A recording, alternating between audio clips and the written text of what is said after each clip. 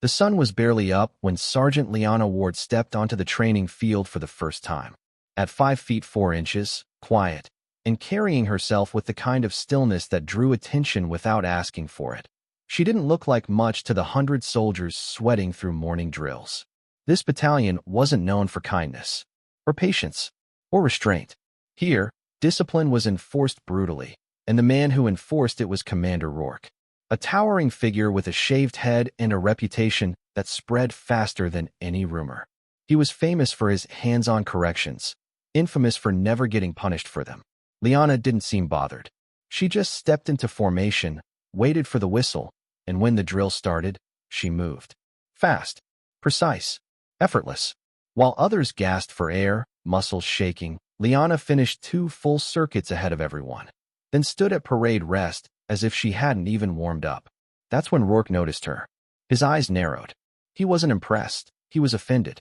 He stomped across the field, boots kicking up dust, stopping inches from her face.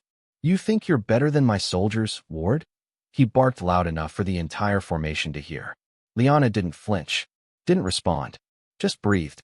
Her silence, her calm, made him angrier. Crowds of soldiers gathered, sensing trouble. Whispers spread through the ranks. "She's dead." He hates silence more than failure. Rourke's jaw tightened.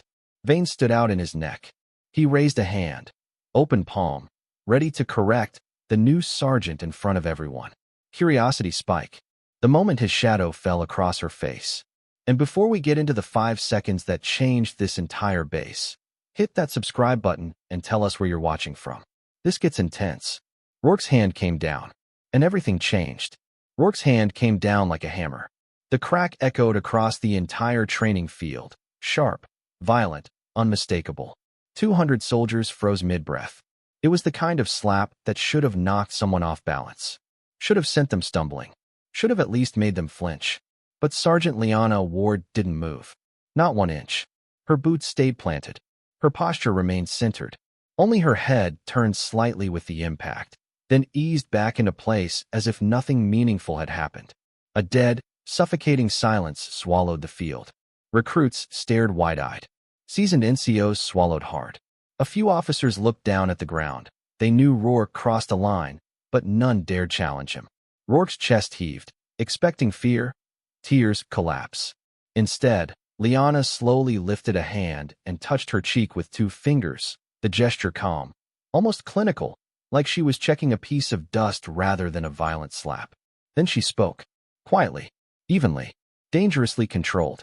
"You just violated Article 93, sir." A ripple moved through the crowd. Shock, disbelief, a sense that she had just spoken a forbidden spell. Rourke stared at her, then burst out laughing. A deep, mocking roar that made the recruits shrink. "Article 93? Really?" he scoffed. "What are you going to do? File a complaint? Cry to command?" He stepped even closer, breath hot with arrogance. "You think quoting regulations makes you tough? Makes you safe?" Liana didn't answer. She simply lowered her hand and stood at attention. Her silence was no longer defiance. It was warning. Rourke's eyes darkened. He turned to 2 nearby sergeants, big men, loyal to him, the kind who followed orders first and thought later. "Teach her respect." Both men stepped forward, and the entire battalion felt the shift in the air. Something very, very bad was about to happen. The 2 sergeants didn't hesitate. Years of conditioning, fear of Rourke, and blind loyalty fueled them. Boots thundered across the dirt as they closed the distance, arms outstretched, ready to grab, slam, and restrain. But Liana Ward wasn't there. Not the way they expected. She didn't widen her stance. She didn't raise her fists. She didn't even lift her voice. She simply moved. Fast, too fast for untrained eyes to track. The first sergeant reached her shoulder. What he grabbed was air. Liana pivoted in a tight circle, 1 foot planted, the other slicing through space in a perfect arc. Her elbow snapped forward, clean, minimal effort, driving into the sergeant's bicep. His arm buckled instantly. Before he understood what had happened, Liana's hand snapped around his wrist. A twist, a drop of her weight, a precise shift in leverage. Pop! The sergeant screamed as his shoulder dislocated, collapsing to his knees. That was second 2. The second sergeant tried to tackle her from behind, wrapping his arms around her waist. Liana bent forward, anchored her foot, and redirected his momentum. He shot past her, stumbling. She used the smallest push to redirect him, just 2 fingers at his hip. He spun, off-balanced. Then her legs swept behind his. The sergeant hit the ground hard, face first, choking on dirt as the impact knocked the wind out of him. That was second 5. Silence blanketed the field. Hundreds of soldiers stared, stunned, breaths caught in their throats. They weren't watching a fight. They were witnessing a lesson, delivered by someone far, far above their level. And for the first time in his long, brutal career, Commander Rourke stepped back, not out of strategy, out of fear. The moment Rourke saw his sergeants on the ground, something inside him snapped. Not humility, not caution, ego. He lunged at Liana with a roar, nothing tactical, nothing controlled. A full-force charge driven by humiliation and fury. His fist came swinging toward her jaw, a punch powerful enough to knock out a grown man. Liana's eyes barely flicked upward. She moved her head a single inch. The punch cut through empty air. Rourke snarled, and threw another, harder, wild, reckless. She sidestepped again. Not fast, not flashy, efficient. Every strike he launched looked slower, and slower, and slower. Soldiers whispered from behind trembling hands. She's not army-trained. That footwork, what is that? No way a rookie moves like that. Rourke spun, throwing a hook that could have taken her head off. Liana ducked, pivoted behind him, and with one calm movement, placed her palm lightly on his back. He stumbled forward. 300 soldiers watched in disbelief as the feared Commander Rourke, a man who built his reputation on violence, looked like a toddler swinging at shadows. His frustration boiled over. He grabbed her arm. Bad choice. Liana rotated her wrist, slid under his elbow, and hooked his arm in a textbook leverage break, executed with such terrifying precision that the crowd flinched before he even hit the ground. Thud. She pinned him face down into the dirt, one knee between his shoulder blades, one hand controlling his wrist, the other securing his elbow at a breaking angle. Rourke screamed, raw, panicked. Liana leaned close enough that only he heard her. Her voice steady, emotionless.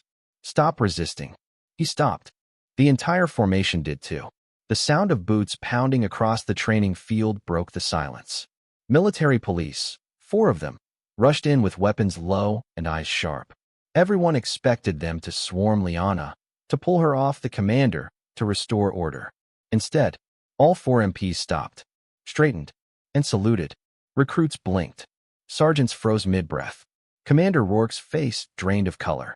The lead MP, a captain, spoke first, voice firm but respectful. Ma'am, we were ordered to report to you directly. Liana released Rourke's arm, but not because she was intimidated. Her movements were deliberate, controlled, almost bored. She stood. The MP captain reached into a sealed pouch and produced an identification card. Thicker, metallic, edged in suppressed black. He handed it to her with both hands. The soldiers nearest to her saw the emblem stamped at the top. A phoenix, a cipher, a silver embedded code line. Below it, the classification. Task Force Echo, Level 7 clearance. A whisper ripple moved through the formation like a shockwave. Task Force Echo? That's real. I heard they work above Special Forces. No, higher. Way higher. They train with Delta, DevGru. Even CIA's Special Activities Division. Someone else muttered. Only like what?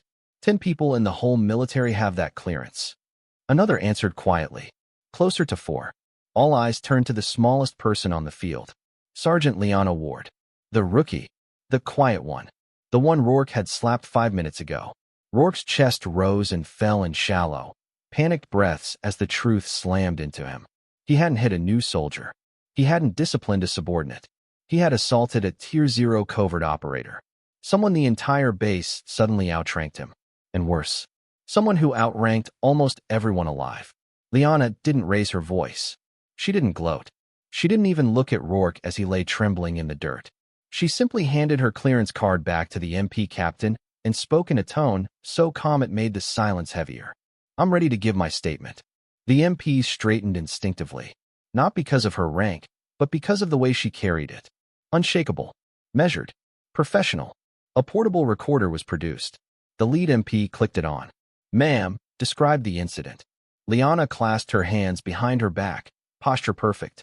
Commander Rourke initiated physical assault without provocation. He followed with unlawful retaliation through subordinates. He violated Article 93, Article 128, and multiple training protocols. Not one word was emotional. Not one word exaggerated. It was a surgical recounting.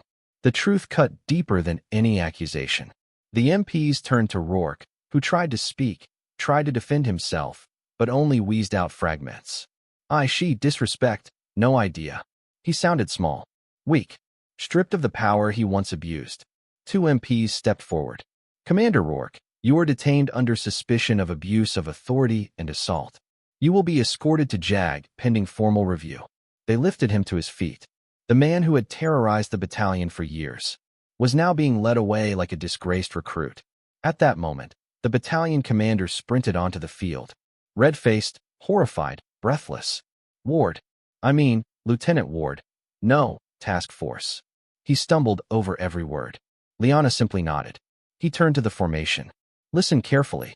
Sergeant Liana Ward was placed here under my authorization. She was assigned to evaluate this battalion's leadership integrity after multiple complaints. The commander swallowed hard. And Commander Rourke failed within his first minute of contact. No one spoke. They all just watched as Rourke was dragged across the lot, out the gate, and off the base entirely. A final lesson walking away in handcuffs. For a long moment after Rourke was taken away, the training field stayed unervingly still. 200 soldiers, all hardened, disciplined, conditioned, stood frozen not because of fear, but because the entire world they thought they understood had just shifted. Slowly, cautiously, a few privates stepped toward Liana. Not close, just near enough to show intent. Respect.